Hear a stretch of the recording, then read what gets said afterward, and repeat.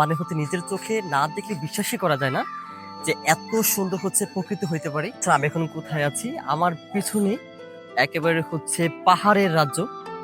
আর পাহাড়ের রাজ্য বলতে হচ্ছে বান্দরবন। এই মুহূর্তে হচ্ছে আমি বান্দরবন রয়েছে, দেখতে পাচ্ছেন বিশাল বড়। আমার হচ্ছে এই আমাদের সাথেই হচ্ছে গাড়ি রয়েছে। গাড়িতে যাওয়ার পথে এই যে এখানে যে দৃশ্যটা দেখতে পাচ্ছেন, এটা দেখে আমি একেবারে অবাক হয়ে গেছি, কত সুন্দর হইতে পারে আসলে।